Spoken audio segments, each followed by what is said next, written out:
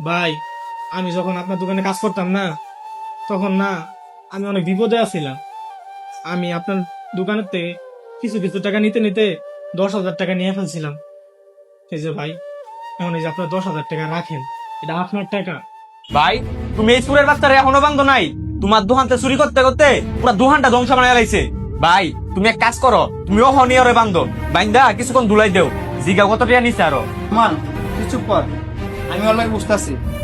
আর ও যেহেতু উজ্জা টাকা দিতে এসে, তার মানে ও আর ভুলটা বুঝতে পারছে। আশিক, তুমি যে আমার দোকান থেকে টাকা সরাইতা, আমি তো সেটা জানতাম না। আর তাছাড়া তুমি যখন টাকাটা নিছিলে, তো টাকাটা আবার কেন ফেরত দিতে এসো? মহাজন, আমি জানতাম এটা ভুল কাজ। আমার মায়ের সবসময় কইতো, আল্লাহর বান্দার কাছ থেকে যদি টেহা মারি, আল্লাহর বান্দার কাছ থেকে ক্ষমা চাই নিতে হইব। সে যদি আমার ক্ষমা না করে, ওই আসর ময়দানে আল্লাহর কাছ থেকে আমি ক্ষমা পাইবো না। ভাই, এই কারণে আমি আপনার টাকাটা ফিরে দিতে আইছি। আমি জানি আমি ভুল কাজ করছি, আমি এই সময় জানতাম তো এটা ভুল কাজ, কিন্তু আমি বিপদে পইরা যে কোনো কারণে আপনার টেহাটা নিয়েছিলাম। এটা আপনার টাকা, এটা আপনার হক। ভাই, এটা আপনি রাইখা দেন। আশিক,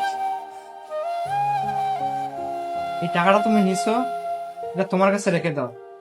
আর তাছাড়া আমার তো জানা ছিল না তুমি যে আমার দোকান থেকে টাকা সরাইতা। আর শোনো, তুমি যে তোমার ভুলটা বুঝতে পারছো, তাতে আমি অনেক খুশি হয়েছি। আর তোমার প্রতি আমার কোনো রাগ অভিমান কিচ্ছু নেই, কোনো দাবি নেই।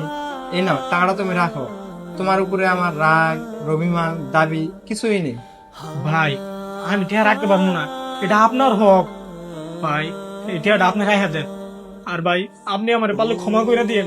আর ভাই, আপনি যদি আমার মন থেকে ক্ষমা না করেন, আল্লাহ তাআলা আমার ক্ষমা করবো না।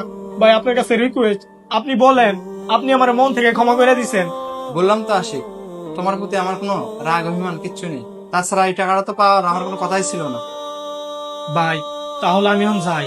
আপনি পারলে আমার মন থেকে ক্ষমা করে দিন। সালামু আলাইকুম। ওয়ালাইকুম আসসালাম।